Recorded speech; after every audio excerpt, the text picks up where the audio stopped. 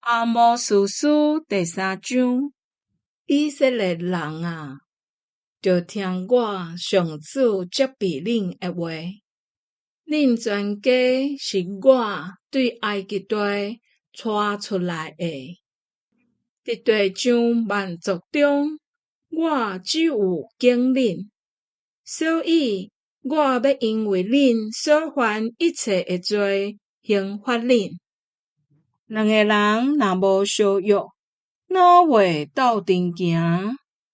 屎若无拉抹，姜会伫树林内好。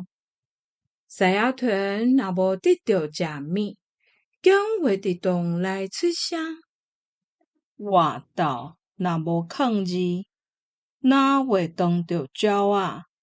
若无搭着机关，活斗哪会合起来？城内若有扫角的声，子民减袂惊。城内若有灾祸，减毋是上主所讲。至悬的上主计划要做代志，一定会大声指示伊的仆人先知。使得好，啥人袂惊？至悬的上主讲话，啥人敢无传达？就伫亚实突的宫殿，甲埃及的宫殿宣布，就伫撒马利亚的山自集，看城内的大扰乱，甲内面欺压人民的事，因为因袂晓做正直的代志，因的宫殿堆满用强暴抢来的物。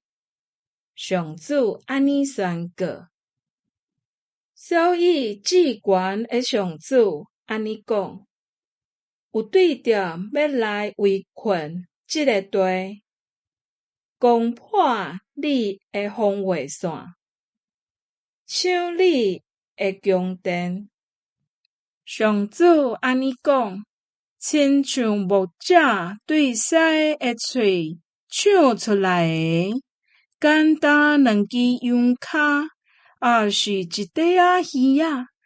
伫撒马利亚过奢侈生活的以色列人，会当逃脱的，嘛是遐尼少。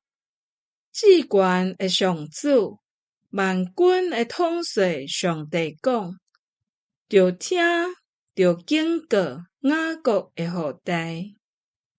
我因为以色列人犯罪，甲因刑罚迄日，我要毁坏伯特利的祭坛，坛的角会受斩断，落落地。